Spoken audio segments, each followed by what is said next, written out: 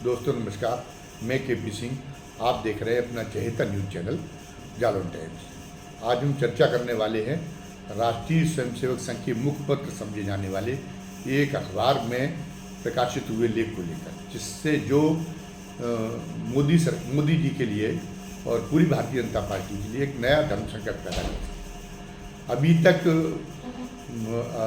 जो लोकसभा चुनाव में जो उनको गिरावट देखने को मिली मोदी जी को, तो उसके बाद अभी तक वो अपने आप को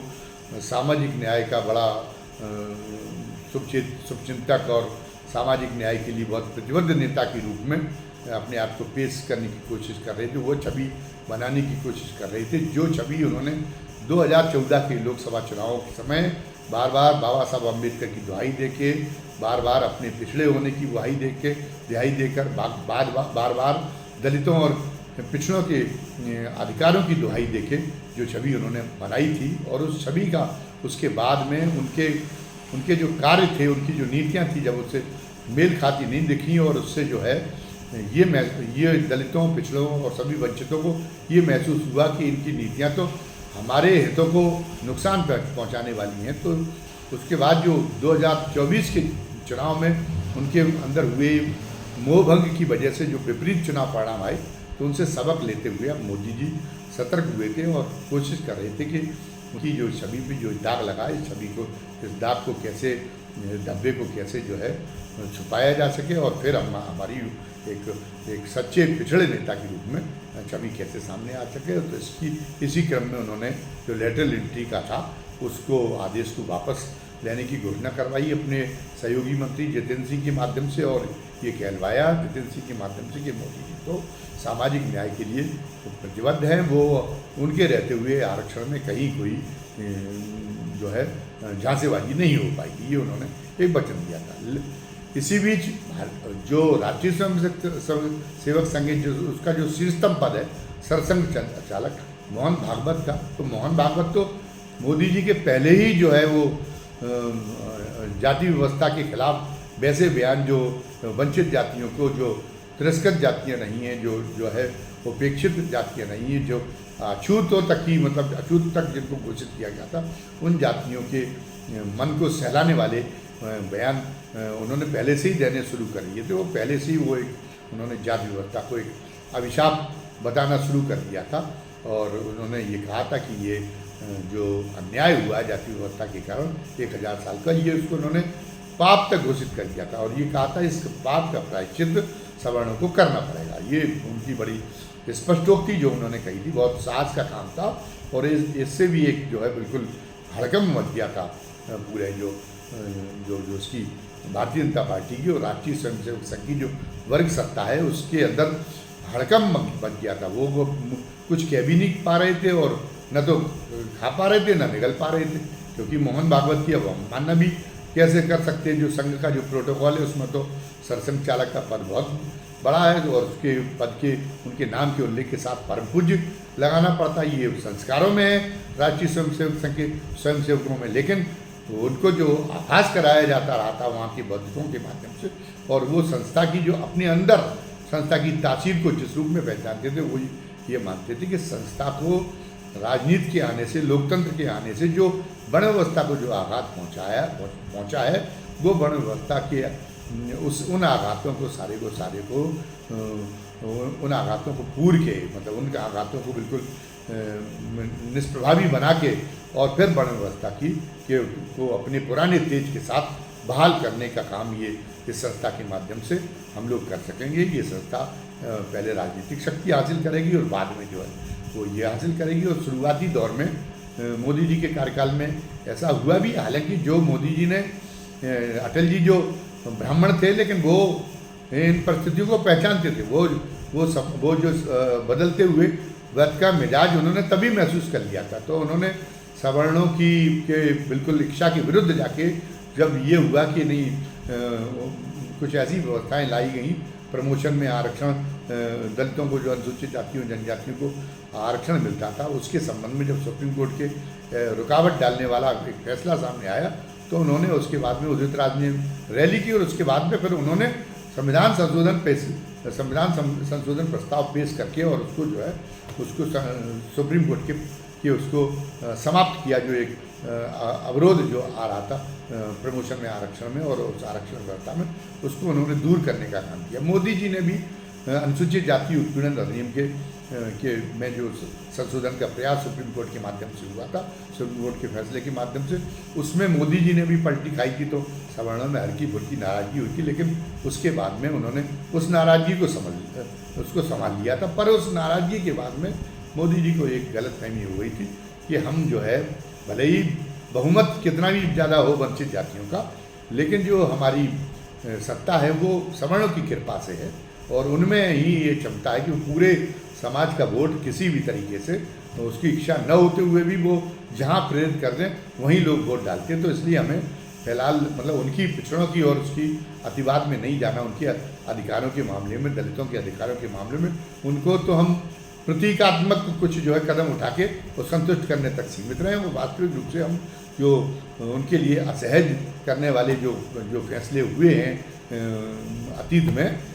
जो फैसले लिए गए हैं जो अतीत में, जो नियम कायदा कानून लागू हुए, तो उनको जो है, उनको उन असहज करने वाली सारी व्यवस्थाओं को हम समाप्त करके और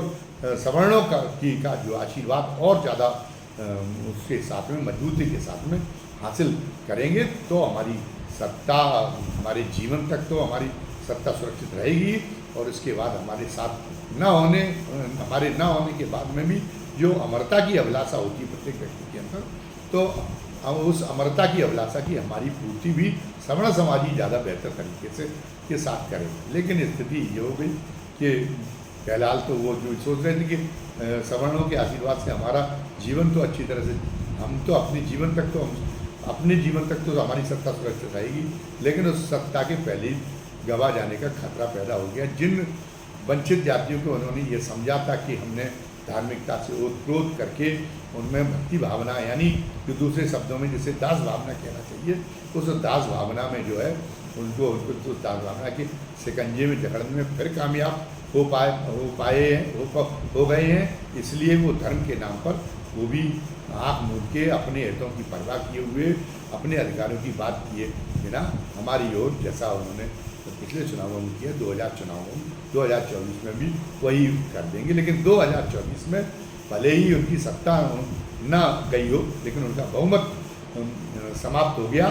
अपने अकेली दम पे, और उनको सहयोगी दलों के ऊपर निर्भर करना पड़ा। और सहयोगी दल भी वो जो सामाजिक न्याय की राजनीति की लाइन को फॉलो करते, की राजनीतिक लाइन को फॉलो करते, तो उनके हाथ बन गए, उन्होंने महसूस किया। और फिर एक ये है कि कुल मिला के कितने बड़े एक साधारण एक परिवार से उठकर और देश की सबसे ऊंची कुर्सी तक जो आदमी पहुंचा हो, जिसके जीवन का सफ़र इतना जो है इतना मतलब एक तरह से ये रहा हो कि एक जिसकी आसानी से किसी दूसरे से तुलना नहीं की जा सकती, उसकी ऊंचाई को छूने का, तो उस व्यक्ति को तो दूर की चीज़ों भी पहचानने की क्षमता तो अपने आप ही अनुमानित किया जा सकता है कि उसको बहुत बखूबी होती। तो मोदी ने अब समझ लिया कि नहीं, हम अब भक्ति भावना का कार्ड जो है वंचितों को पूरी तरह से बेसुध करने में अब नहीं हो सकता। कुछ समय के लिए तो हमने उसको तंद्रा में सुला दिया था, लेकिन अब मतलब वो तंद्रा बहुत जल्दी टूट गई। जो सामाजिक न्याय की भावना है वो इतनी बलवती हो गई, वो राजनीति इतनी बलवती है कि उन्हें फिर अपने अधिकारों के प्रति सचेत करने के लिए सफल हो गई। और समय रहते अगर क्षति प्रबंधन को नहीं कर पाए तो हम जो है तो फिर हमें आगे चल के नुकसान होगा। और संघ प्रमुख की भी एक सलाह यही थी। लेकिन अब ये लगता है कि संघ के अंदर भी विद्रोह की स्थितियाँ पैदा हो गई हैं। जो संघ में लेख छपा है, मैं ये मानने में बड़ी दिक्कत है कि हम ये जिस तरीके से संघ प्रमुख के जो भाषण आ रहे थे कि संघ प्रमुख की उसमें स्वीकृति रही हो। हमें लगता है ऐसा है कि संघ प्रमुख की स्वीकृति की परवाह किए बिना उस लेख को छाप दिया गया है कि उन्होंने कहा, और एक तरह से संघ प्रमुख को अलग थलग कर दिया गया कि वो एक व्यक्ति हैं। वो अब जिस लाइन पर जा रहे हैं वो उसमें सिर्फ वो एक व्यक्ति रह गए। वो पूरे संगठन की आत्मा को, पूरे संगठन की आवाज़ को, पूरे संगठन की ध्वनि का प्रतिनिधित्व नहीं कर रहे, पूरे संगठन का प्रतिनिधित्व नहीं कर रहे। जैसे लालकृष्ण आडवाणी ने मूर्ति भंजन कर दिया था वहाँ पे पाकिस्तान में जाके और जिन्ना का महिमा मंडन करके, वैसे ही चूँकि संघ प्रमुख से हो गई है। ये जो लेख आया है, इस लेख के माध्यम से ऐसा आभास हुआ कि संघ का जो सामूहिक जो कुल मिला के जो एक तरह से पूरा जो प्रभावी जो नेतृत्व जो पूरा एक तरह से संघ का भी एक हाईकमान अगर समझा जाए तो वो जो प्रभावी पूरा है एक नेतृत्व मंडल, उस प्रभावी नेतृत्व मंडल ने अब अलग थलग कर दिया और उनकी वो जो वो कुछ कह रहे हैं जाति व्यवस्था को लेके, वो उनकी इस बात पर अब उतारू हो गया कि वो ये कर दिया जाए, जाहिर कर दिया जाए कि वो केवल उनका व्यक्तिगत विचार है, वो अब संघ के विचारों का प्रतिनिधित्व करने लायक नहीं रह गए। संघ का विचार तो यही है जो उनकी एक तरह से अभी घोषित रूप से न कही लेकिन अघोषित रूप से अवहेलना करके और ये लेख को प्रकाशित करके जिन भावनाओं का प्रकटीकरण किया गया है, जिन प्रतिबद्धताओं का प्रकटीकरण किया गया है, संघ ने अपनी जो सोच का प्रकटीकरण किया, असली सोच संघ की यही। और ये क्या छपा है इस लेख में कहा गया है कि जाति व्यवस्था जो है वो परंपरा के आधार पर और पेशे के आधार पर जो विभाजन है वो बिल्कुल उचित है और उस विभाजन का जारी रहना चाहिए। हिंदू समाज की मजबूती का यही एक मूल मंत्र है। हिंदू समाज इसी से एकजुट रहा है और इसी जाति व्यवस्था को बहाल करके हिंदू समाज को फिर से एकजुट और मजबूत किया जा सकता है। ये उसमें एक भरोसा है। अब इसका जवाब देना होगा क्योंकि किसी और लेख में किसी संघ के व्यक्ति के ये विचार छप जाते किसी और अखबार में जिसका संघ से संबंध न होता प्रकट रूप से, तब तो बात अलग थी कि वो संघ का समर्थक ही होता, बल्कि संघ के मुखपत्र जैसी उसकी वो नहीं होती, उसकी जो है संघ के मुखपत्र जैसी उसकी मान्यता नहीं होती, तब तो एक तरह से संघ अपना दामन छुड़ा सकता था। लेकिन अब संघ कैसे दामन छुड़ा सकता है? लेकिन संघ को भी ये सोच लेना चाहिए कि जमाना बहुत आगे बढ़ चुका है। कई बार ये हुआ है कि कई बार यहाँ पर सामाजिक क्रांतियाँ हुई इसी जाति व्यवस्था के तहत अन्याय और शोषण और दमन को ख़त्म करने के लिए, लेकिन फिर अंततः फिर एक क्रांति की लहर आई और उसने पूरी सामाजिक क्रांति को निरर्थक कर दिया और फिर पूरी उसने आप्लावित कर लिया फिर बाकी समाज को। तो एक बार फिर होगा नहीं, अब की बार जो लोकतंत्र आया है, जो एक तरह से वैश्वीकरण का परिणाम है, सारी दुनिया में लोकतंत्र की लहर चल रही, सारी दुनिया में मानवाधिकारों की लहर चल रही है और आज की वर्ण व्यवस्था मानवाधिकारों के पूरी तरह से खिलाफ है। आप जो है वर्ण व्यवस्था आपकी लोकतांत्रिक भावना के बहुत खिलाफ है। आप एक तरफ बाबा साहब अम्बेडकर को भी मान्यता देना चाहते हैं, जो ये कहते थे कि राजनीतिक लोकतंत्र तब सफल होगा जब पहले सामाजिक लोकतंत्र समाप्त आएगा। और पहले सामाजिक लोकतंत्र को लाने का अर्थ क्या है कि पहले वर्ण व्यवस्था, पहले जाति व्यवस्था जब समाप्त होगी तब सच्चे अर्थों में लोकतंत्र कायम हो सकेगा, लोकतंत्र काम कर सकेगा। और उनकी जो उन्होंने ये जो प्रतिपादित किया था इस अवधारणा को, ये अवधारणा अनुभवों से इतने वर्षों के जो हमारा लोकतंत्र का अनुभव है उससे चर्चा भी साबित हुई है। तो उनका ये कहना गलत भी नहीं था, इसको सारे लोगों ने स्वीकार किया है। तो अब जो है उन्होंने अब इसको, लेकिन अब आप अपने पूरा सारा केंचुल आपने उतार फेंकी इस बीच में, तो आपने एक तमाम सारा आडंबर रचा रखा था कि मतलब थोड़ा सा भरमाने के लिए वंचित जातियों को, और ये जो आपने उड़का रखा था। अब जब ये आ गई कि कुछ लोकसभा चुनाव की बात की हलचलों से और लोकसभा चुनाव के समय की हलचलों से जब एक निर्णायक स्थिति वर्ण व्यवस्था के लिए बनने की नौबत आ गई, वर्ण व्यवस्था की चूल्हे निर्णायक तौर से हिलने की नौबत आ गई, तो फिर संघ को अपने असली रूप में उतारना पड़ा। वो जो नकली बहाना था उदारता का, सामाजिक न्याय का, उसको उतारना पड़ा और वो असलियत को उसने अब जाहिर कर दिया। लेकिन अब मोदी जी के लिए तो सत्ता प्राथमिकता में है, वो तो पूरे संघ के जरिए उनको सत्ता मिली, संघ की विचारधारा के जरिए, इसलिए उस विचारधारा के प्रति उनकी वो अभी तक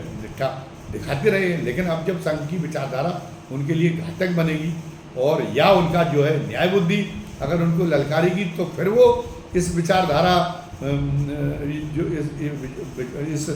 संघ ने जो हठधर्मिता दिखाई है, इस हठधर्मिता का मतलब फिर अपने आप को जो है इस हठधर्मिता का अनुसरण करने की कोशिश करेंगे। इतनी संघ की स्वामी भक्ति इसके बाद में भी अपनी सत्ता गंवाने की कीमत पे भी बनाए रखेंगे, या फिर वो जो है वो संघ को एक किनारे कर देंगे और मतलब इसमें वो कहेंगे कि नहीं, हमारा जो रास्ता जो चल रहा है, जो समय की मांग है, उसके रास्ते पे हमें पहले अपनी सत्ता को सुरक्षित करना है, जिसकी बदौलत आपका भी जीवन जो है बहुत जीवन स्तर बहुत सुधरा हुआ है। आपका मतलब संघ के लोगों का, आप भी जो इतनी जो आनंद के साथ में आपको सुख सुविधाओं के साथ जो रहने का अवसर प्राप्त हुआ है, वो हमारी सत्ता की देन है। तो इसलिए हमारी सत्ता की दुश्मन मत बनो। इस ढंग से विचार व्यक्त करने को और ऐसा करने के लिए जाति व्यवस्था की बहाली का प्रयास करने का दबाव हमारे ऊपर हमें डालकर ये प्रयास मत करो कि हमारी सत्ता के लिए कोई खतरा पैदा हो जाए। हम तो जाएंगे साथ साथ में, हम तो डूबेंगे सनम, तुम भी ले डूबोगी, तुम्हारी भी जो है तुम्हारी भी सुख सुविधाओं का सुख सुविधाएँ समाप्त हो जाएंगी। और जैसे संघ पर पहले तमाम तरीके के प्रतिबंध रहते थे, वैसे तमाम तरह के प्रतिबंध लागू हो जाएंगे। लेकिन इस लेख के प्रकाशित होने से जो वंचित जातियां हैं, जो अभी राष्ट्रभक्ति राष्ट्रवाद के नाम पर और हिंदुत्व के नाम पर, भले ही लोकसभा चुनाव में उसमें प्रतिशत की कमी आई हो, लेकिन अभी भी बहुतायत में वो भारतीय जनता पार्टी के साथ में, उनके अंदर इस बात का क्या असर पड़ेगा और वो जो है वो क्या इसको मतलब यानी उसको जो है उसको ये इसके आगे नतमस्तक हो जाएंगी, या इसको जो है इग्नोर करके और फिर भी आपके साथ जुड़ी रहेंगी, ये एक सवाल है। ये तो मोदी सरकार के लिए और समूची भाजपा के लिए एक बड़ा संकट संघ के इस लेख ने पैदा कर दिया है। इसने एक नई तरह की वैचारिक द्वंद्वता को जन्म दिया है और उस वैचारिक द्वंद्वता के क्या परिणाम होते हैं, ये समाजशास्त्रियों के राजनीति के लोगों के लिए तो है ही, समाजशास्त्रियों के लोगों के लिए भी ये जो है इस पर ये बड़ी गौर करने लायक ये पूरा आगे का घटनाक्रम है जो इसके परिणाम स्वरूप होने वाला है। ये उसके समाजशास्त्रियों के लिए भी बहुत ही गौर करने वाला घटनाक्रम है। उनका भी मतलब ध्यान आकर्षित करने वाला एक जो है ये पूरा जो घटना है, और इसके बाद में जो घटना चक्र आता है वो इसका आकलन किस तरीके के साथ कर सकते हैं। एक से एक प्रबुद्ध लोग पड़े हैं, इसको हमें प्रतीक्षा रहेगी कि उनकी क्या इसमें विचार सामने आते हैं। इस विचार मंथन से क्या नेनु निकलता है, क्या अमृत निकलता, क्या विष निकलता, इस पर हमारी निगाह रहेगी। फिलहाल आज की वीडियो में बस इतना ही। जिन दर्शकों ने आज पहली बार हमारा वीडियो देखा है, हमेशा की तरह हमारी उनसे गुजारिश है कि वो हमारे वीडियो को लाइक करें, सब्सक्राइब करें और शेयर करें, और खुद तो ये करें ही, साथ साथ अपने साथियों, मित्रों, परिजनों को भी प्रेरित करें कि वो भी अधिक से अधिक संख्या में ये हमारे चैनल को लाइक, सब्सक्राइब और शेयर करने का काम करें। साथ ही साथ बेल आइकॉन दबा दें ताकि जो भी हम नया वीडियो डालें उस नए वीडियो को